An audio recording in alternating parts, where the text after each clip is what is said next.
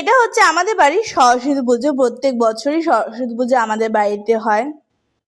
তো এই বছর তার অন্যতা হচ্ছে না, এবছর হচ্ছে। আর এই বছর আমি ঠিক করেছিলাম নিজের হাতে ভোগ রান্না করব। আর প্রথমবার যেহেতু আমি খিচুড়ি করছি বা এই ভোগে রান্না করছি, তো সেই জন্য মা আমাকে হেল্প করছিল। আর মা হেল্প না করলে মানে যত তাড়াতাড়ি রান্না বান্না হয়ে গেছিলো সেটা হতো না।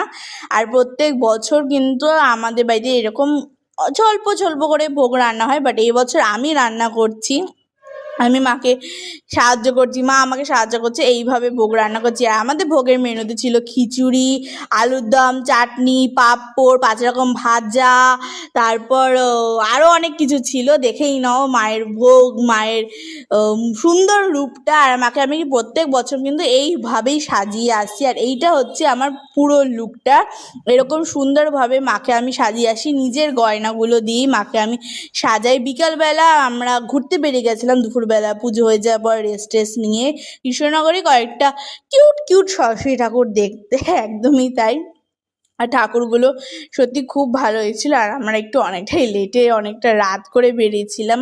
আর রাতের বেলা সত্যি কৃষ্ণনগরে আমার যা মনে হলো যে দিনের বেলা যে লেভেলে ভিড় হয় তার থেকে কম হয়েছে। তারপর ছিল মায়ের বিদায়। আমার একটা মা 1 বছর থেকে যাবে, আর যেই মাটা 1 বছর থেকেছে তাকে আমরা এবার বিদায় জানাবো।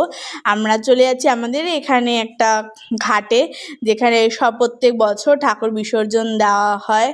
আর আসছে বছর আবার হবে আশা করি। আর এই যে আমাদের মা চলে গেল, আবার এসো মা।